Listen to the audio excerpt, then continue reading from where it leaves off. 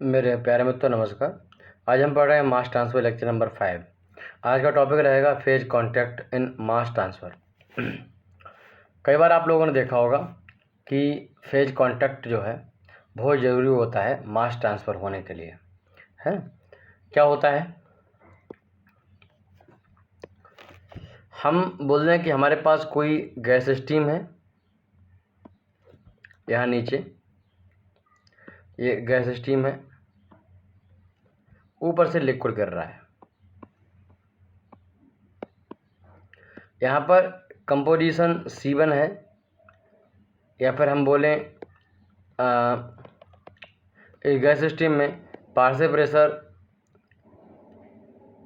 उसके हिसाब से जो मोल फ्रैक्शन है Y1 है, और लिक्विड स्टीम में Y2 मोल फ्रैक्शन है उस कंपोनेंट का जिसको हम ट्रांसफ़र करना चाहते हैं। Y1 जो है बहुत ज़्यादा है Y2 के मुकाबले में। तो सीधी बात है कि कंसंट्रेशन डिफरेंस है तो, या फिर केमिकल पोटेंशियल डिफरेंस है तो मास ट्रांसफ़र होना चाहिए। बट अगर दोनों स्टीम जब बिल्कुल इसके ऊपर गिरेगी, इसके टच में आएगी, तभी तो मास ट्रांसफ़र होगा।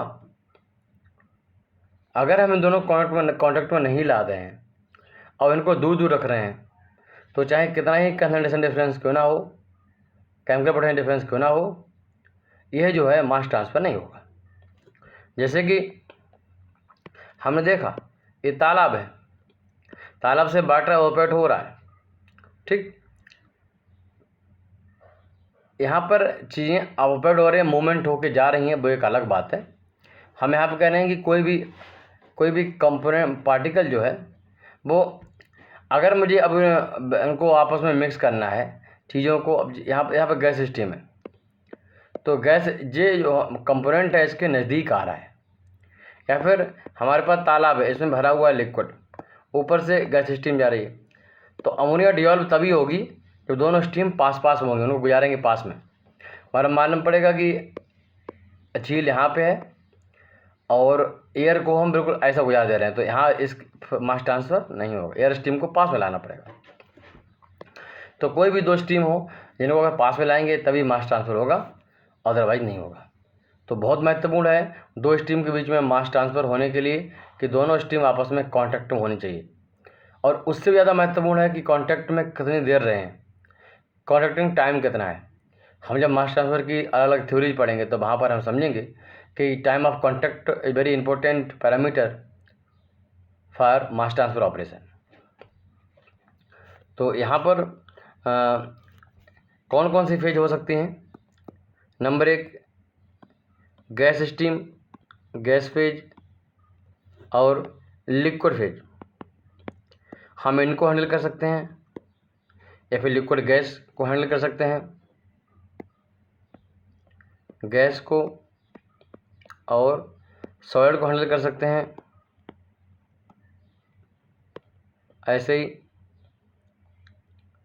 लिक्विड को और सॉलिड को हैंडल कर सकते हैं, ठीक।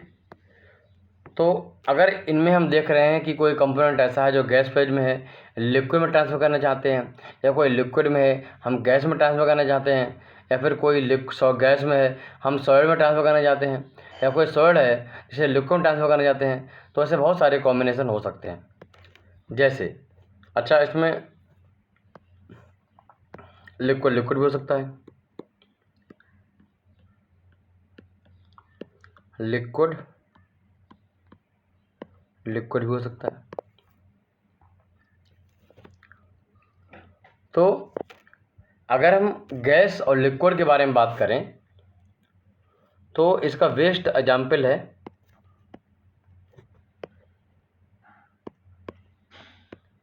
एब्जॉर्प्शन।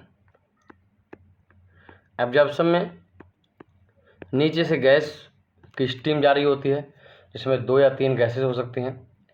उनमें से किसी एक गैस को मुझे अलग करना है और उसको डिसॉल्व करते हैं हम। ऊपर से लिक्विड स्टीम आती है, सॉल्वेंट आता है, उसमें डिसॉल्व करते हैं। तो this is a type of selective dissolution of a component in which a component transfer from gas steam to liquid steam. Absorption इसका एग्जाम्पल है। Similarly stripping also example of gas liquid gas vapour type contacting process या evaporation. Stepping हम क्या करते हैं, stepping में कोई component होता है जो कि पहले से डिजॉल्व होता है किसमें, लिक्विड में। हम एक गैस स्टीम लाते हैं या फिर स्टीम लाते हैं, भाप लाते हैं, और उसकी हेल्प से उससे पास करवाते हैं। जैसे नीचे से भाप जाती है, ऊपर से लिक्विड स्टीम आती है।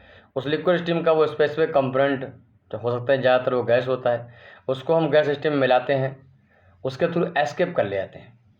This is the gas liquid contacting pattern. Absorption में अगर हम किसी भी गैस को डिजॉल्व करना चाहते हैं लिक्विड में, फॉर एग्जांपल ऊपर से हम वाटर डाल रहे हैं, नीचे से अमोनिया का ऑब्जर्व करना चाहते हैं, ऊपर से ब्रांड डाल नीचे से अमोनिया ऑब्जर्व करना चाहते हैं सॉलिड प्रोसेस में, तो इन सब कंडीशन में हमें दोनों को कॉन्टैक्ट में लाना पड़ेगा और उनका कॉन्टैक्ट टाइम बढ़ाना है, ये भी इंश्योर करना पड़ेगा। अगर बहुत कम टाइम के लिए कॉन्टैक्ट में आते हैं तो जो उनका सिलेक्टिव डिसोल्यूशन है, उनका जो एब्जॉर्प्शन है वो कम होगा। अगर कॉन्टैक्ट टाइम थोड़ा ज़्यादा है तो उससे क्या होगा, ज़्यादा एब्जॉर्प्शन होगा। इसी वजह से हम गैस को बबलिंग के थ्रू करते हैं, बबल्स के फॉर्म में तक सरफेस है उनका इनकी भी है। तो ये सारी चीज़ें कहीं ना कहीं हमें दिखाती हैं कि हम वास्तव में बिना कॉन्टैक्टिंग पैटर्न के, बिना कॉन्टैक्ट के हम जो दोनों चीज़ों के, जब दोनों स्ट्रीम कॉन्टैक्ट नहीं लाएंगे तब तक मास ट्रांसफ़र पॉसिबल नहीं है। आपने देखा किस तरीके से हम प्लांट में CO2 जो है, जो हमारी डाई एमीन सोल्यूशन में, या फिर डाई आपका जो है K2 जो पोटेशियम सोल्यूशन होता है उनमें हम ऑब्जर्व करते हैं, फिर बाद में उनको बाहर निकालते हैं। ऐसे अगर हम गैस सॉइल के बारे में बात करें, गैस सॉइल के बारे में बात करें तो adsorption is the best example of gas soil system. यहाँ पर हम कोई सॉइल होता है, उसके ऊपर से गैस स्टीम को पास करते हैं। कुछ ऐसे पार्टिकल होते हैं जो इस सॉइल की जो सरफेस होती है इससे केमिकली या फिर फिजिकली बॉन्डिंग बना लेते हैं, तो इस प्रोसेस को एडजॉर्प्शन कहते हैं। फाइनली वो कंपोनेंट जो है उस गैस स्टीम से अलग हो जाता है, बाद उसको हीटअप करते हैं तो ये निकल आता है।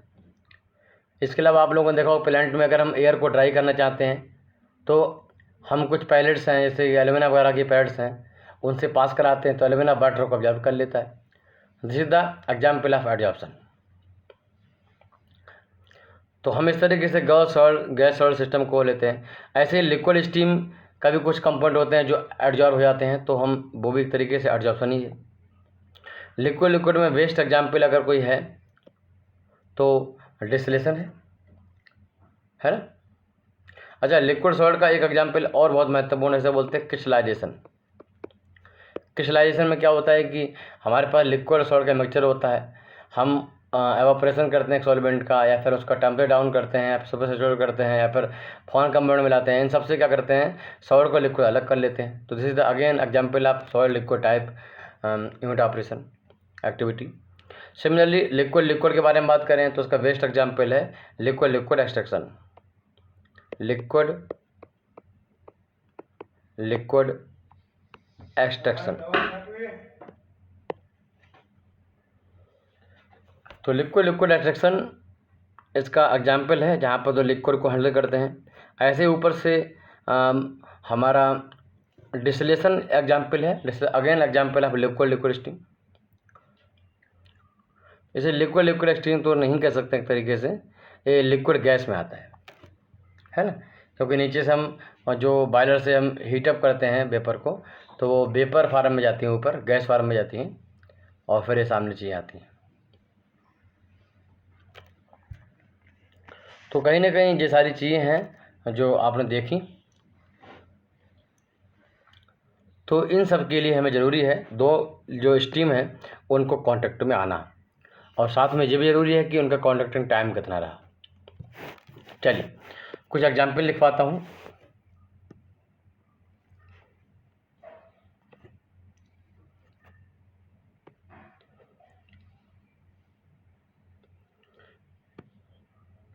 एग्जाम्पल लिख लीजिए। हम इधर प्रोसेस लिखवाएंगे, यहाँ पर बीच में लिखेंगे कि सेपरेटिंग एजेंट क्या है, सेपरेशन हम किससे करते हैं, और इधर लिखेंगे उनके एप्लीकेशन या फिर एग्जाम्पल।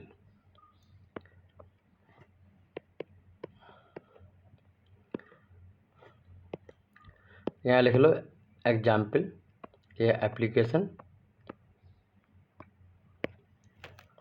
यहाँ लिख लो सेपरेटिंग एजेंट, यानी कौन करता है सेपरेट, सेपरेटिंग एजेंट, AGENT, यहाँ लिखो सेपरेशन प्रोसेस। ठीक, नंबर 1 एग्जाम्पल लें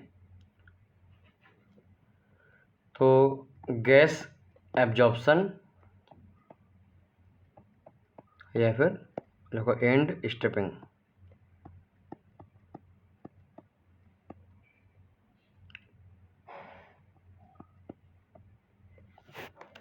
ठीक, इसके लिए हम लोग सॉल्वेंट लेते हैं, सॉल्वेंट ऊपर से गिरता है, नीचे से हम गैस मिक्सर को ले आते हैं, उनमें CO2 उसमें ऑब्जर्व हो जाती है, और वो सॉल्वेंट बाद हम उसको रिकवरी करने के लिए स्टेपिंग को फॉलो करते हैं। तो बेसिकली ये सारा काम सॉल्वेंट के थ्रू होता है। सॉल्वेंट जो है CO2 को एब्जॉर्ब करता है, सेपरेट करता है। एग्जाम्पल लिखो,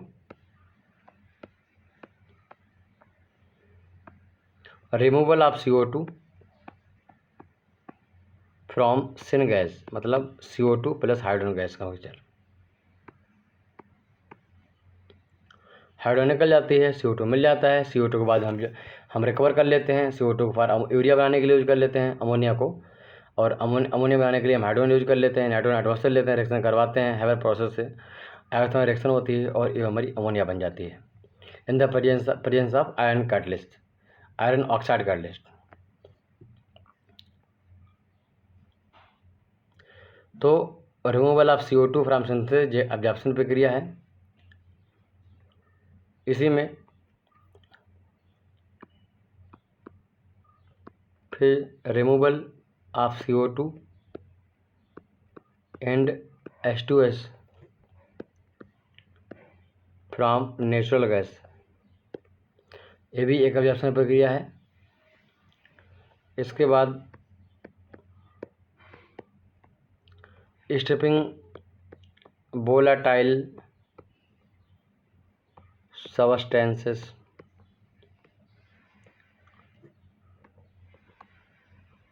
फ्रॉम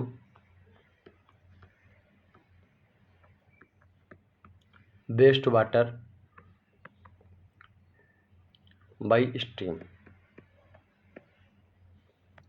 ठीक,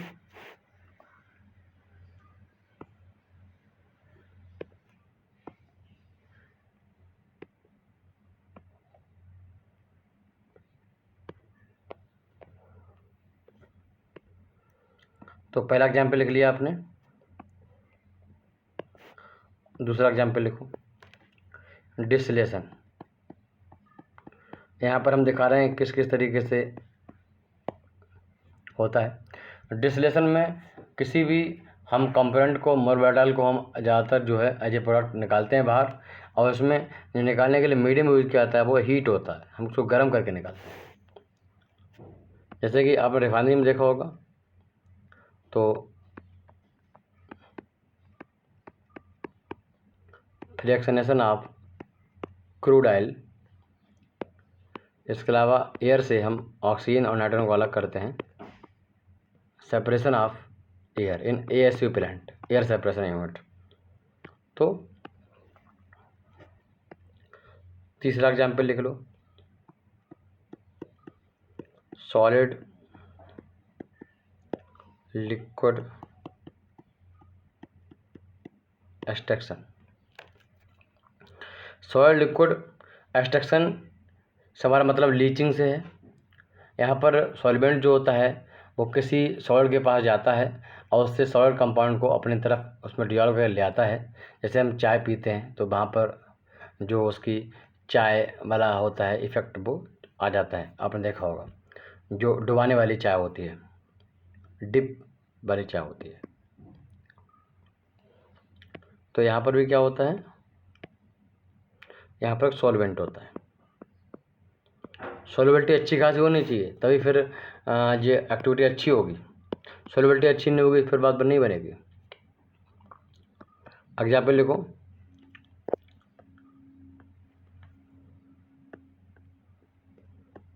removal of aromatics,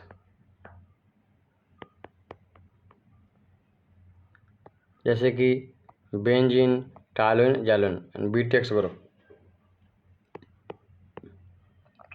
from gasoline reformate. यहाँ पर हम एक प्रोसेस फॉलो करते हैं।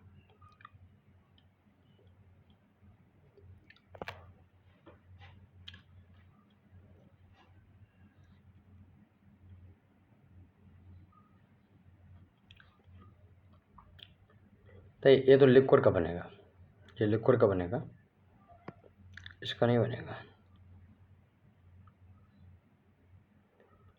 इसमें तो हम निकालने के लिए क्या करते हैं,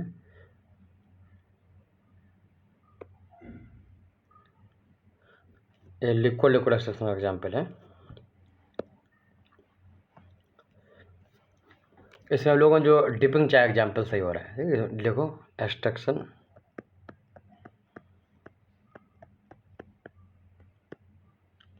ऑफ कैफीन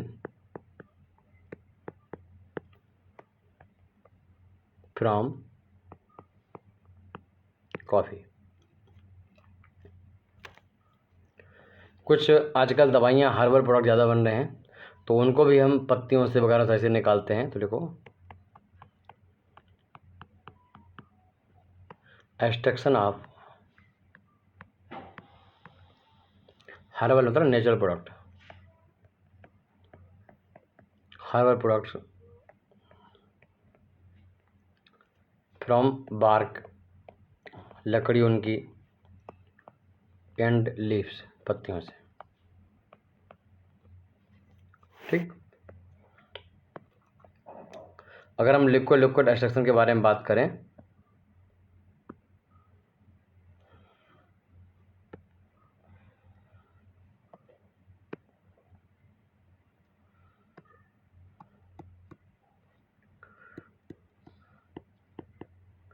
लिक्विड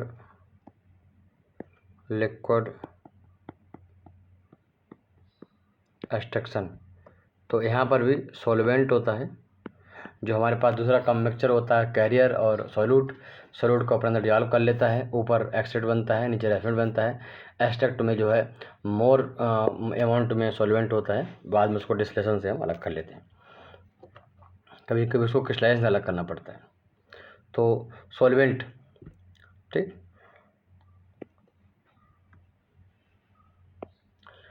तो एरोमेटिक्स जो निकालते हैं हम, BTX निकालते हैं फ्रॉम गैसोलिन, उसका एग्जाम्पल है। एक और एग्जाम्पल लिखो, रिकवरी ऑफ पेनिसिलिन। पेनिसिलिन वही दवाई है जो शुगर के मरीज लेते हैं, फ्रॉम फर्मेंटेशन।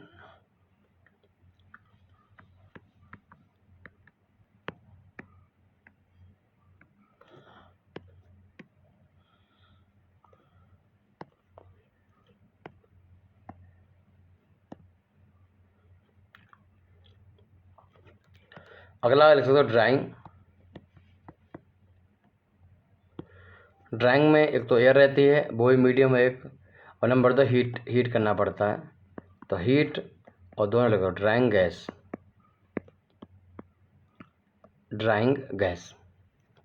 ठीक। जैसे कि आपको मालूम है कि हमें फ्रूट को ड्राई करना पड़ता है, ड्राइंग ऑफ फ्रूट। शुरू में फ्रूट आते हैं वो बहुत ही बड़ा ज़्यादा अमाउंट होता है, उनको निकालना पड़ता है।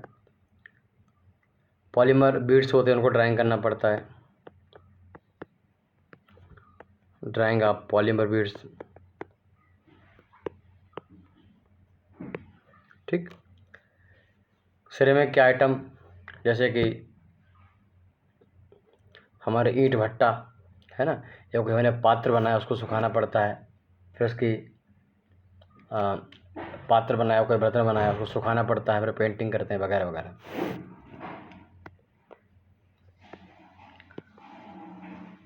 तो केमिकल इंजीनियरिंग का जो यूज है, जो आप देख पा रहे हो, ये सारी चीज़ें आपके अपने सामने हो रही हैं, जो आपके इसमें कोई भी ऐसा नहीं है कि केमिकल इंजीनियरिंग सिर्फ पढ़ते तो हैं बट उसका यूज नहीं होता। आज से बाद आप ये कहना बंद कर दोगे। इसके अलावा हम एडजॉर्प्शन के बारे में बात करें। एडजॉर्प्शन, तो एडजॉर्प्शन के लिए हमें ऐसा सॉल्ट चाहिए जो कि एडजॉर्बेंट तौर पर काम करता हो, वो एक माध्यम में। तो एडजॉर्बेंट सॉल्ट जो है बहुत ही महत्वपूर्ण मीडियम है उसका। तो एग्जाम्पल लिखो उसका, separation of organics from gas or and liquid, या फिर liquid gas and aqueous solution. किस सॉल्ट पे हमने एडजॉर्ब करवा दिया, बाद में उसको अलग कर लिया टेम्परेचर गर्म बढ़ा के सॉल्ट का। एयर को ड्राई करना है, जब मैंने आपको बताया था हम एलुमिना पे लेते हैं, तो जो मॉइस्चर होती है वो एलुमिना पर चिपक जाती है, बाद में एलुमिना को रिजेनेट कर लिया जाता है। पाइप होता है उसमें निकाल के ड्राई कर लेते हैं, डाल देते हैं बाहर खुले में, सूख जाते हैं, फिर दोबारा भर लेते हैं।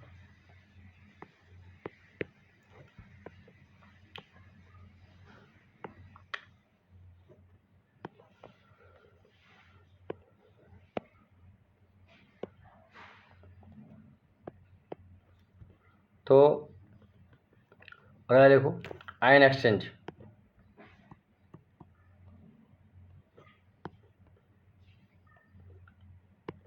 आयन एक्सचेंज आपको याद होगा जब हम लोगों ने फैटी गैस्ट्राइड ऑयल वगैरह हैंडल किए थे जिंक ऑक्साइड प्रेजेंस में, तो वहाँ पर मुझे फैटी एसिड मिल गया था, फिर मुझे मिला था ग्लिसरीन जो था बहुत ही इम्प्योर था, येलो कलर का था, तो उसको हमने उसके इम्प्योरिटीज को दूर करने के लिए आयन एक्सचेंज का यूज किया था, है ना। तो आयन एक्सचेंज, यहाँ पर एक आयन एक्सचेंज रेजिन होता है, हम उसका यूज करते हैं। और इसका यूज अगर वाटर को डीएम वाटर में कन्वर्ट करना है तो यूज करते हैं, डीमिनरलाइजेशन ऑफ वाटर। या फिर सेपरेशन करना है सॉल्ट का, समुद्री पानी से प्योर पानी बनाना है पीने के लिए, सेपरेशन ऑफ सॉल्ट, तो हम इसका यूज कर सकते हैं।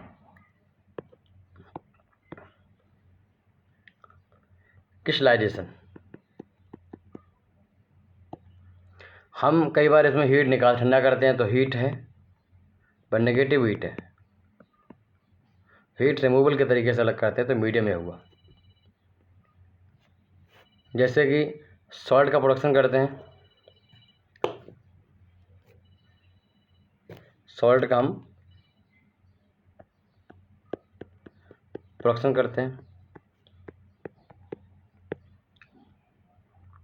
या फिर शुगर बनाते हैं।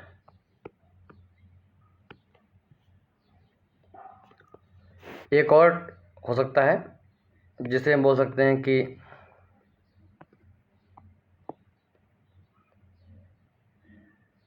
Membrane separation.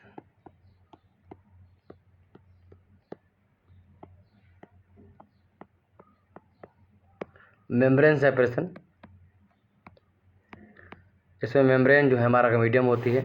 अगर हमें समुद्री पानी से, खारे पानी से मीठा पानी बनाना है तो यूज करते हैं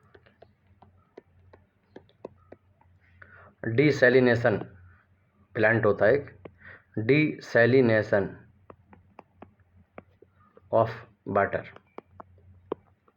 ठीक। अल्कोहल बनाना है मुझे 100% ग्रेड का, अच्छा ग्रेड का, तो हम उसके लिए यूज़ करते हैं। तो प्रिपरेशन ऑफ एब्सोल्यूट अल्कोहल के लिए यूज़ करते हैं। अगर हमें जूस को कंसनट्रेट करना है तो हम उसका यूज़ करते हैं। इसमें जो बड़े पार्टिकल हैं, जो हमें लगता है बड़े पार्ट जूस के हैं तो जूस बढ़ जाएगा, पानी के पार्टिकल बड़े हैं तो पानी जो है बच जाएगा, बचे हुए निकल जाएंगे, उनको बोलते हैं रिटेनेट, है ना। एयर सेपरेशन वगैरह भी हम मेम्ब्रेन सेपरेशन से करते हैं। मेम्ब्रेन सेपरेशन टेक्निक बहुत ही आधुनिक है, मॉडर्न केमिकल इंजीनियरिंग में आती है, मॉडर्न टेक्नोलॉजी में, मॉडर्न रिसर्च में आती है और बहुत ही महंगी प्रोसेस है, ठीक, और बहुत इफेक्टिव है। तो ये था, इसमें दिखाया मैंने कौन कौन सी ऐसी एक्टिविटी हैं जिनमें डिफरेंट कौन कौन सी फेज हैं जो आपस में लाने ज़रूरी हैं, तभी मास ट्रांसफ़र होगा और कैसे होता बताया। अगर आप हमारी क्लास को नहीं ज्वाइन किए हैं यूट्यूब पे, हाँ, हम आपको प्ले स्टोर से एप्लीकेशन डाउनलोड करो मेरा केमिकल गुरु, वहाँ आपको पढ़ाते हैं बहुत ही मिनिमम फीस में। और हमने जिस सब्जेक्ट की फ़ीस 1000 रुपये थी उसकी 500 कर दी है, 400 कर दिए, 600 कर दिए, बहुत ही कम फीस कर दी है। अब इंडिया का हर बच्चा पढ़ सकता है, किसी भी गांव में रहने वाला हो, चाहे तमिलनाडु के ऐसे गांव में रहता हो जहां पर आने जाने कोई साधन ना हो, चाहे ऐसे शहर में रहता हो जहां पर बहुत ही अच्छी व्यवस्था हो, पर हम बहुत ही अपर क्वालिटी के साथ आपको पढ़ाते हैं। क्वालिटी आपने किसी भी लेक्चर में मेरी देखी होगी और डेफिनेटली आपको इंडस्ट्रियल तरीके से पढ़ाते हैं, मज़ा आता होगा। हमारी क्लास को जरूर ज्वाइन कर लीजिए। अगर आप इंटरेस्टेड हैं तो मोबाइल नंबर लिखा हुआ 9897997874, आप इसे व्हाट्सअप कर सकते हो और बता सकते हो क्लास ज्वाइन करना है। हम 10 सब्जेक्ट केमिकल इंजीनियरिंग पढ़ाते हैं, साथ में ओपी गुप्ता पढ़ाते हैं, डिप्लोमा बीएससी को मेनली पढ़ाते हैं, बीटेक एमआई डिस्टेंस कोर्स सबके लिए पढ़ाते हैं। फिर मिलते हैं, नमस्कार।